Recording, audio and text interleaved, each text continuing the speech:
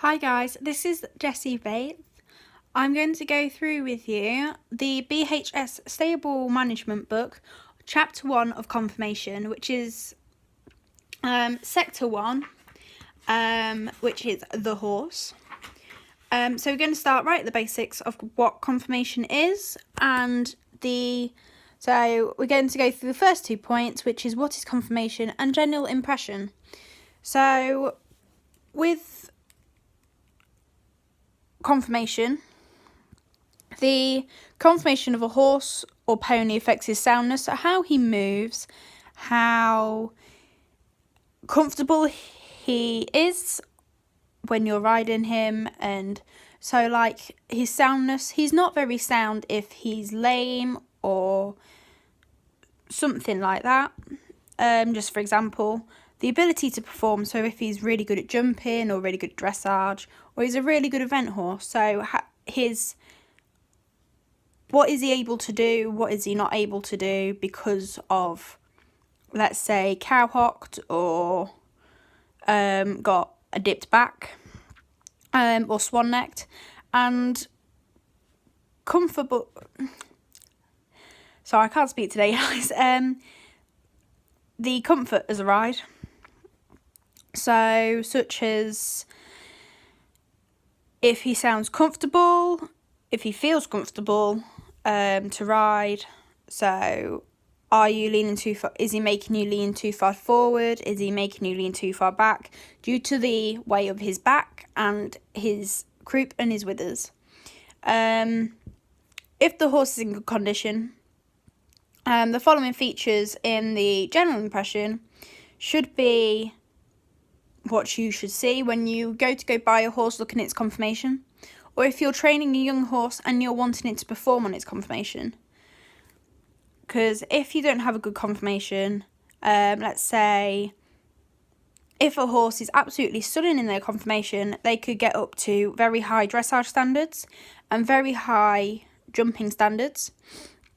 But if they don't go as high, because their confirmation is what they need to be able to progress and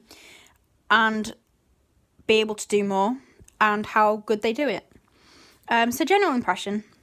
The general impression should be that he is built in proportion, with all sectors matching, and his outlook alert, bold and confident. So within that bit, the general impression, so what he looks like when you first see him, should be that he is built in proportion.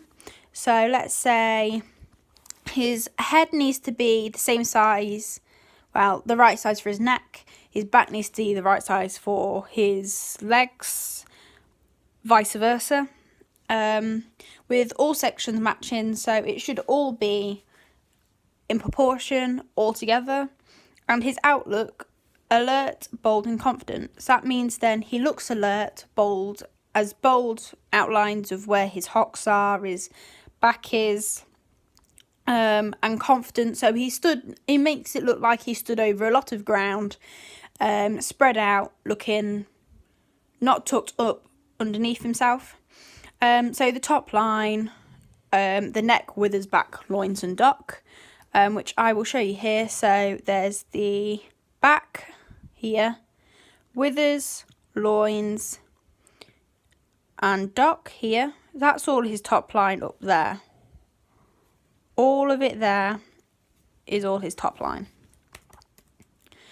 So should form a succession of well-developed outlines, each of which blends smoothly into each other.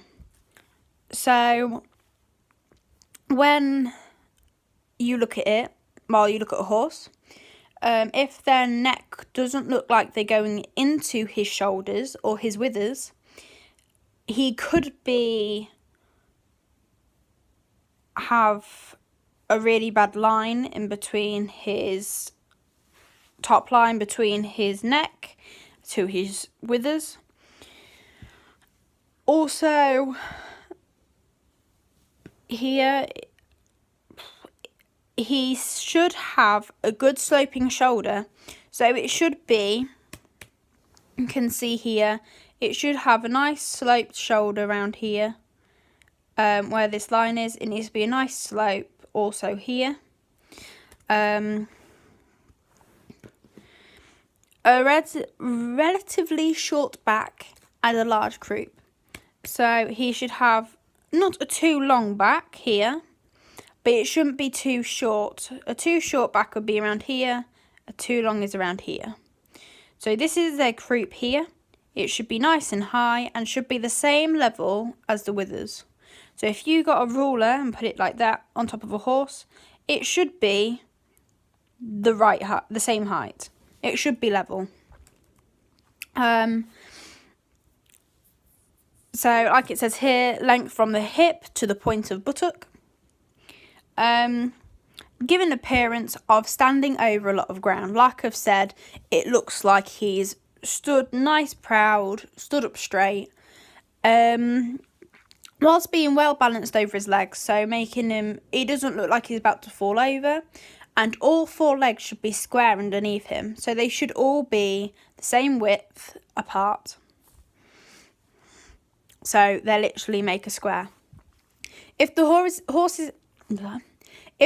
is in poor condition, only an experienced person with a good eye can access his potential.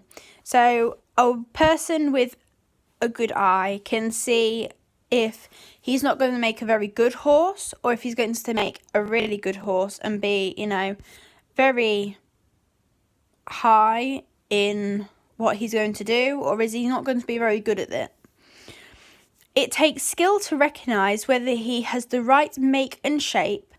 So to make, like, if he's got the right skeletal structure and how his whole body is shaped, and to see that when given suitable care, food and work, he will make up into a worthwhile or even top class animal.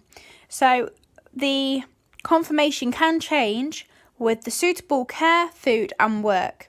So you can have specialist care, there you go, which such like muscle therapy, muscle rehabilitation.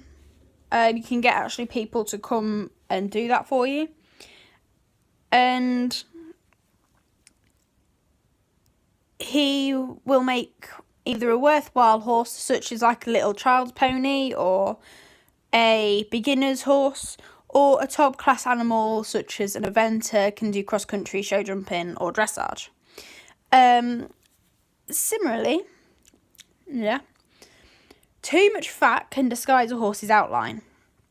So if the horse is too fat, so it's quite big, hasn't done enough work, it'll be harder to see this outline here. It'll be too hard to see the complete outline of where the horse is, and can make it difficult to realise what he will be like when the excess weight is lost and he is fit. So you can't see what its actual outline is because there's too much fat.